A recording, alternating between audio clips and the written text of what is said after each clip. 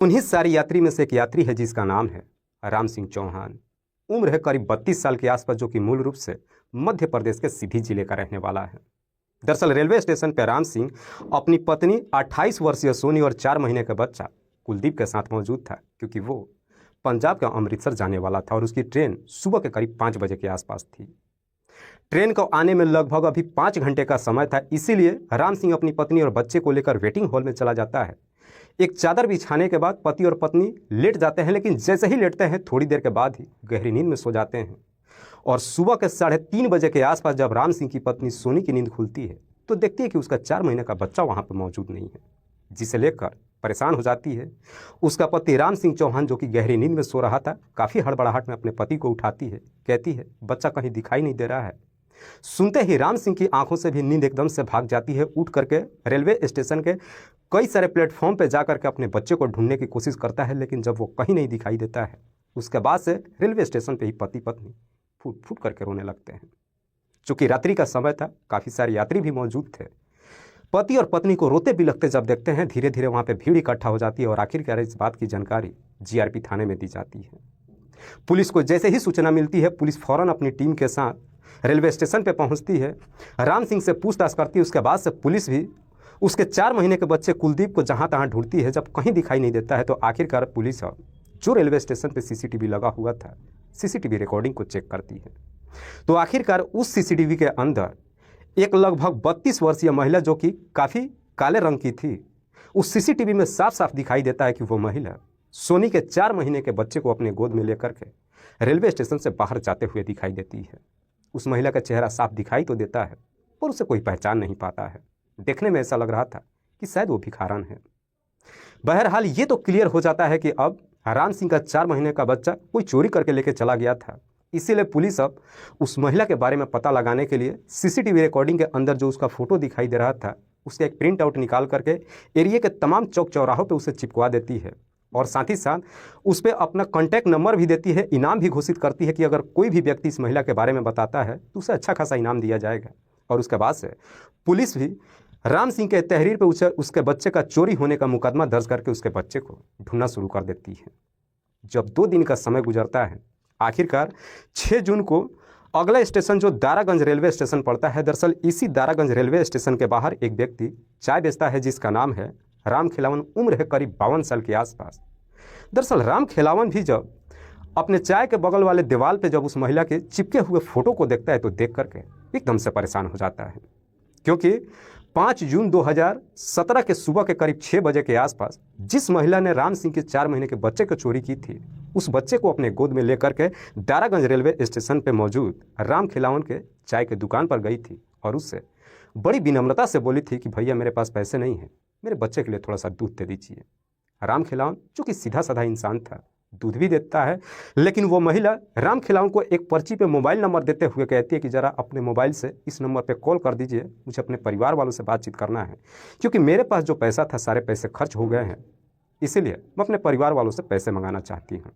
राम खिलावन जब उस नंबर को डायल करता है, वो महिला उस नंबर पर बात करने के बाद वो मोबाइल वापस कर चुकी थी। लेकिन जब दीवार पे पोस्टर जब महिला के फोटो को देखता है, देख करके जब राम खिलावन को ये मालूम चलता है कि उस महिला ने एक बच्चे को चोरी करके लाई थी, राम खिलावन तुरंत ही प्रयागराज रेलवे स्टेशन पे जाता और जा करके जीआरपी थाने में कांटेक्ट करता है और सारी बात पुलिस को बताता है।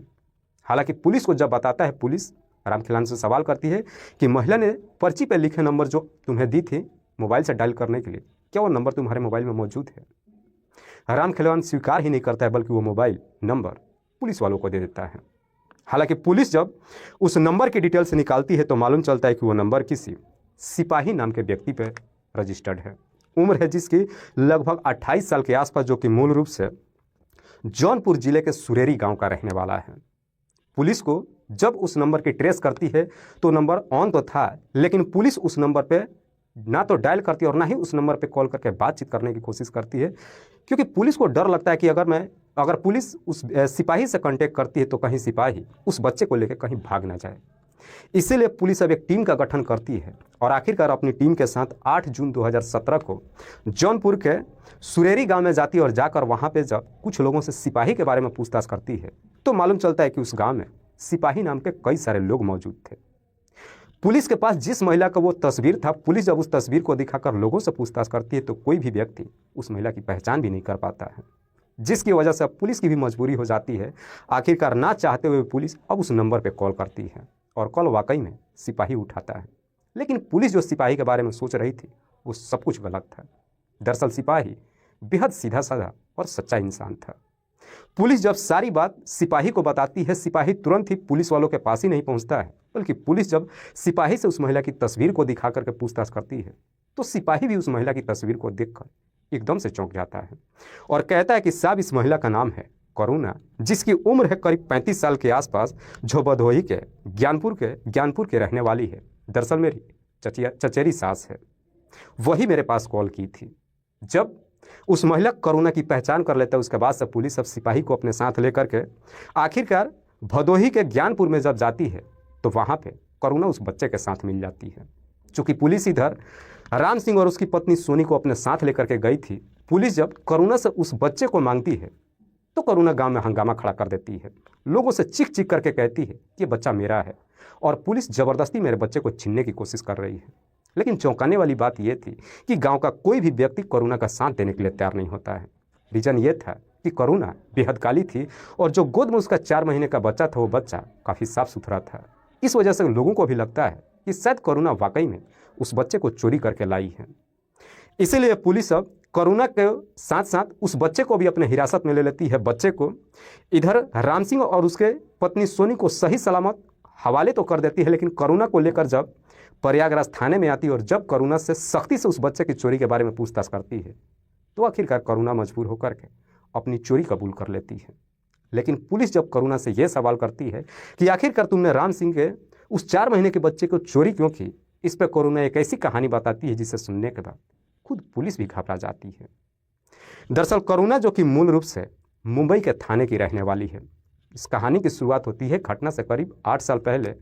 वो एक फैक्ट्री में नौकरी कर रही थी, शादीशुदा थी, उसके पति का नाम था विजय, उसका एक साल का बेटा भी था। लेकिन करुणा का बेटा जैसे इस दुनिया में आ जाता है उसके बाद से करुणा और उसके पति विजय के बीच में इस प्रकार से झगड़े तकरार होती है कि विजय गुस्से में आकर बेटे को अपने पास रख लेता है और फिर अपनी पत्नी करुणा को घर से निकाल देता है, जिसकी वजह से करुणा अपने पति का घर छोड़ तो देती है, जाकर के दूसरा किराए का कमरा ले लेती है और फिर से दूसरे फैक्ट्री में नौकरी करने लगती है। लेकिन दूसरे फैक्ट्री में जहाँ पे नौकरी करती है उसी फैक्ट्री में एक और व्यक्ति नौकरी करता था जिसका नाम है पिंटू कुमार, जिसकी अभी उम्र करीब 32 साल के आसपास है, जो कि मूल रूप से उत्तर प्रदेश के जौनपुर का रहने वाला है। जब दूसरी फैक्ट्री में करुणा का पिंटू से मुलाकात होती है, दोनों एक दूसरे के करीब आते हैं और फिर शादी कर लेते हैं।